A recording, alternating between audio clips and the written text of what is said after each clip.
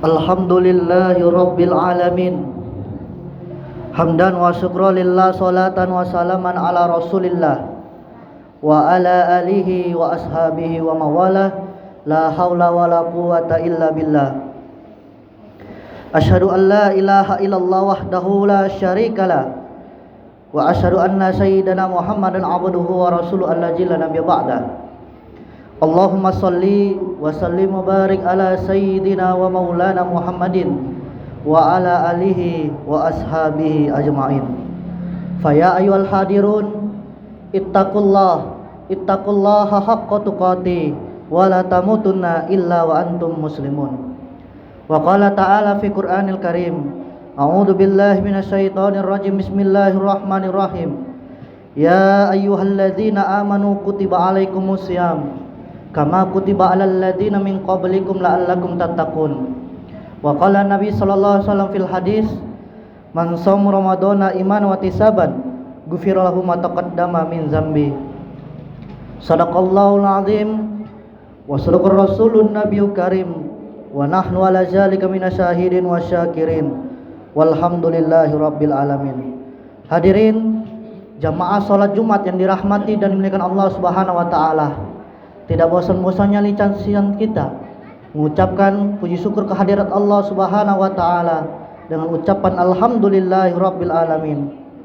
Karena telah Allah memberikan kenikmatan yang begitu sangat luar biasanya, nikmat iman maupun nikmat Islam, nikmat kesehatan dan kesempatan, sehingga Allah mudahkan langkah kita untuk melaksanakan kewajiban kita, yakni sholat Jumat secara berjamaah di Masjid Jami Al-Ikhlas yang mulia ini. Seiring salawat dan salam senantiasa kita curah kepada baginda Rasul Muhammad sallallahu alaihi wasallam. Insyaallah kita menjadi umat yang dirindukan untuk mendapatkan syafaatnya di yaumil akhir. Amin ya rabbal alamin. Hadirin jamaah salat Jumat yang dirahmati dan dimuliakan Allah Subhanahu wa taala. Sebelum materi khutbah ini saya paparkan, saya mengajak khususnya kepada diri khatib pribadi, kepada kita semua, agar selalu senantiasa meningkatkan kualitas iman dan takwa kita kepada Allah Subhanahu wa taala. Takwa dalam arti menjalankan perintah Allah dan meninggalkan apa yang menjadi larangan-larangan Allah Subhanahu wa taala. Mudah-mudahan dengan modal takwa yang kita miliki, Allah masukkan ke dalam surganya. Amin ya rabbal alamin. Hadirin jamaah salat Jumat rahimakumullah, satu kali seperti yang disampaikan dan didokumentasikan diantaranya oleh Al-Imam Al-Hakim An-Nasaiburi dalam kitabnya Al-Mustadrak, Nabi sallallahu alaihi wasallam suatu ketika hendak memberikan tausiah. Beliau mengingat kepada umatnya, lalu kemudian beliau naik ke atas mimbar. Mimbarnya dirancang dengan 3 undakan, seperti 3 tangga naik ke atas. Maka saat beliau menginjakkan kaki beliau yang mulia itu, di dalam setiap tapak undakannya keluarlah kalimat yang mulia sebagai doa bagi umatnya, dan yang sangat mengejutkan lantas diaminkan oleh malaikat. Apa yang disampaikan oleh Nabi sallallahu alaihi wasallam di antara tiap undakan ini, Nabi sallallahu alaihi wasallam bersabda, tercorenglah, ternodalah seorang muslim itu bagi seorang yang telah mampu mendapati bulan Ramadan, hadir di bulan Ramadan, namun ia tak mampu memanfaatkan keistimewaan Ramadan itu. Dia tidak mampu menggunakan keagungan Ramadan itu untuk meraih ampunan Allah Subhanahu wa taala, sehingga dia tidak diampuni selama Ramadan itu. Lalu malaikat mengatakan amin. Hadirin, jarang-jarang Nabi berdoa, malaikat seketika mengaminkan. Hadirin sekalian, jamaah Jumat yang dirahmati dan dimuliakan Allah, hadis ini ditempatkan baik para ulama hadis ataupun ulama fikih sebagai satu di antara hadis-hadis pengingat yang bukan hanya sekedar mengingatkan, tapi juga ditempatkan dalam posisi pengingat yang sangat keras, yang memberikan isyarat satu penyesalan yang perdana kecaman dari Nabi sallallahu alaihi wasallam, yang menyesalkan sikap seseorang, khususnya seorang muslim yang mengaku beriman, yang Allah berikan anugerah kepadanya sampai di bulan Ramadan, yang tidak bisa semua hamba bisa mendapatinya. Hadirin, apa saja di antara keistimewaan bulan Ramadan, sehingga setiap kita untuk menampilkan keimanan dan mempertaruhkan iman kita untuk menghidupkan dan mengisi bulan Ramadan ini. Itulah sebabnya ayat puasa dibuka dengan kalimat iman, ya ayyuhalladzina amanu, yang di antara makna terdalamnya adalah setiap perintah dalam Al-Quran atau bahkan larangan atau bahkan sekedar informasi yang dibuka dengan kalimat iman, maka ibadah itu sekaligus menentukan tingkat keimanan pemiliknya dan mempertaruhkan keimanan pemiliknya. Contohnya, salat dibuka dengan kalimat iman, alladzina yu'minuna bil ghaibi wa yuqimunas shalah, inna sholata kana 'alal mu'minina kitaban mawquta. Bahkan waktu salat dilekatkan dengan iman, ini menunjukkan bahwa orang-orang yang semangat menunaikan salat, maka ini memberikan kesan imannya sedang kuat, imannya bagus. Tapi saat yang bersamaan, ketika seorang malas menunaikan salat, ini menunjukkan imannya tipis, lemah dan bermasalah. Dan jika seseorang yang mengabaikan salat, ini menunjukkan ada persoalan serius dalam imannya. Jadi menunaikan salat sekaligus mempertaruhkan keimanan kita di hadapan Allah. Semakin semangat, semakin menunjukkan keimanan kita itu kuat. Itulah sebab salat di antara ibadah yang disebutkan dalam Al-Quran dengan kata iman. Hadirin jamaah salat Jumat rahimakumullah, puasa Ramadan juga mendapati hukum serupa. Ya ayyuhalladzina amanu dibuka dengan kalimat iman, baru dijelaskan ketentuannya, kutiba alaikumusiyam. Dalam pengertian yang sama, Allah Subhanahu wa taala memerintahkan kepada kita membuktikan keimanan kita melalui penunaian puasa Ramadan ini. Orang yang malas-malas menunaikan puasa Ramadan, malas-malas mengisi ibadah di dalamnya, ini menunjukkan imannya lemah dan bermasalah. Orang yang semangat mengisi Ramadan, semangat menunaikan salat, semangat tilawah Al-Quran, semangat menjalani siang dari fajar sampai dengan maghrib, ini menunjukkan imannya kuat. Jadi puasa Ramadan sekaligus mempertaruhkan keadaan dan kekuatan iman kita di hadapan Allah Subhanahu wa taala. Pertanyaannya, untuk apa semua pertaruhan iman itu dihadirkan hadirin? Hadirin jamaah salat Jumat rahimakumullah. Bila kita melakukan pendalaman riset terhadap ayat-ayat Al-Quran yang dibuka dengan kata iman, biasanya informasi yang disampaikan mengandung keistimewaan yang tidak biasa, mengandung sesuatu yang luar biasa yang memberikan perubahan pada kehidupan kita atau pahala yang melimpah. Dengan itulah Allah mewajibkan dengan sifat memaksa. Kenapa hadirin? Karena Allah memiliki sifat Rahman dan Rahim, penuh kasih dan penuh sayang, yang dengan sifat sayangnya menginginkan semua hambanya mendapatkan anugerah terbaik di sisinya, semua hambanya mendapatkan kemuliaan di sisi Allah Subhanahu wa taala. Bila kita amati hampir seluruh kemuliaan yang kita dapatkan setiap hari itu hadirin dikumpulkan saat datangnya bulan Ramadan. Tiap hari kita berdoa, maka dalam Ramadan 24 jam muncul keutamaan doa. Bahkan satu di antara rangkaian ayat puasa itu tentang doa. Wa ija sa'alaka ibadi anni fa inni qarib. Ayat itu adalah salah satu rangkaian ayat puasa, tepatnya di ayat 186 surah Al-Baqarah yang mengapit ayat 183, 184, 185 dan 187-nya masih tentang hukum puasa. Demikian hadirin, saat di hari biasa kita bertobat kepada Allah, maka di bulan Ramadan siang malamnya semua ampunan, siang malamnya, setiap menitnya, setiap detiknya. Maka kalau pagi kita memohon ampun mengatakan, makanya Nabi mengatakan, man shom ramadhana iman wa ihtisaban ghufira lahu ma taqaddama min zambi. Siapa yang berpuasa dari terbit fajar sampai dengan maghrib, dia tunaikan puasanya karena iman kepada Allah.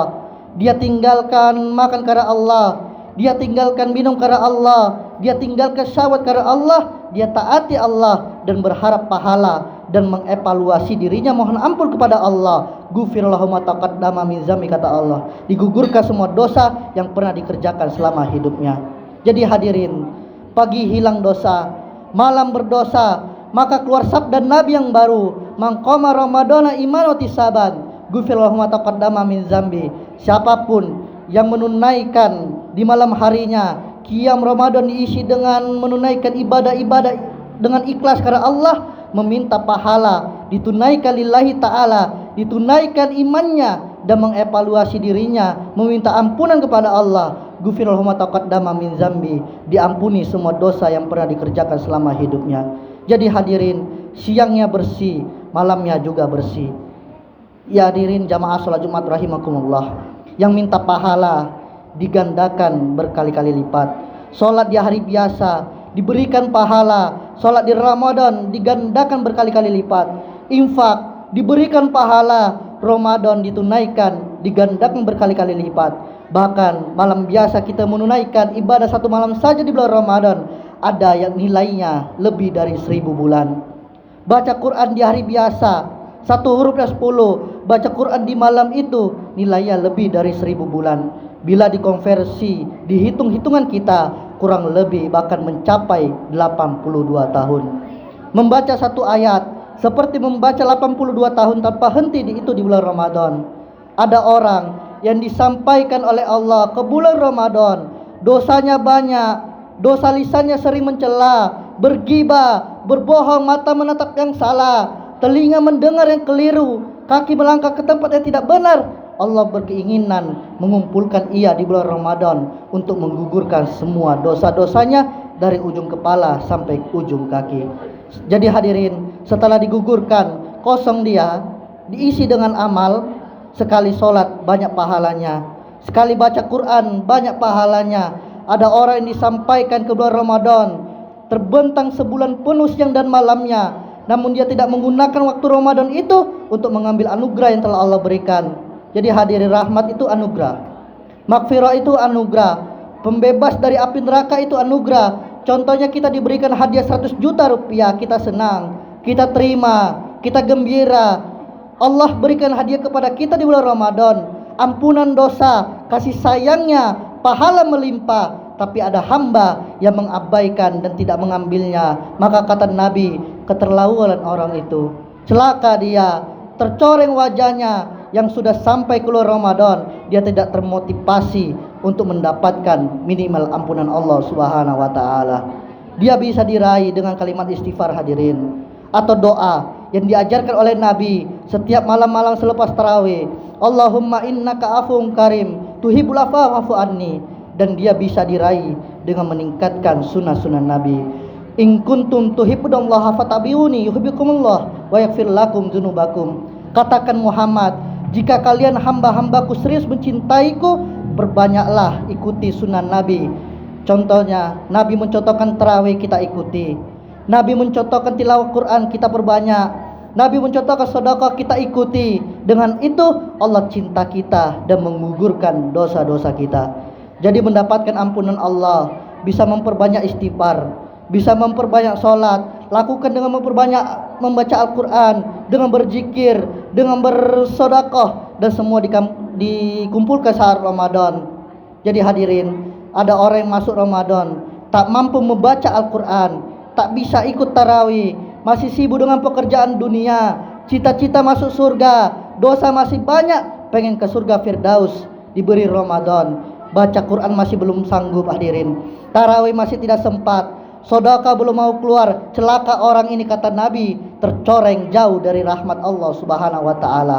Hadirin jamaah salat Jumat rahimakumullah, biasanya dari bulan Rajab, Sya'ban, dan pembuka Ramadan, memang ini sesuai ajal, tapi khotib melakukan riset kecicilan. Biasanya di bulan ini ada saja orang-orang soleh, baik ulama ataupun orang soleh yang kita kenal kembali kepada Allah Subhanahu wa taala.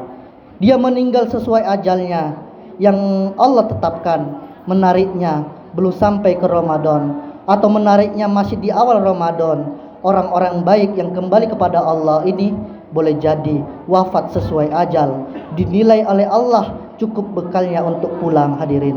Ampunan diraih, rahmat didapat, dan amal sudah banyak. Kita masih membutuhkan hari ini dan selanjutnya sesuai ajal kita untuk mendapatkan ampunan Allah Subhanahu wa taala. Untuk itu hadirin, dalam khutbah yang singkat ini, mari kita isi bagian-bagian Ramadan dengan meningkatkan ketakwaan kepada Allah Subhanahu wa taala, memperbanyak amal kita di pagi hari, tingkatkan amal kita di malam hari, dan jangan lupa berdoa kepada Allah Subhanahu wa taala untuk ditolong oleh Allah sehingga bisa meningkatkan amal ini. Karena tidak cukup beramal dengan kemauan kita hadirin, karena setan itu lebih kuat dibandingkan pribadi kita. Kita butuh pertolongan Allah. Di antara doa yang diajarkan Nabi, Allahumma inni ala zikrika wa syukrika wa husna ibadatik. Barakallah li wa lakum fil Qur'anil azim wa nafa'ani wa iyyakum bima fihi minal ayati wa dzikril hakim. Aqulu qouli hadza wa astaghfiru innahu wal ghafurur rahim.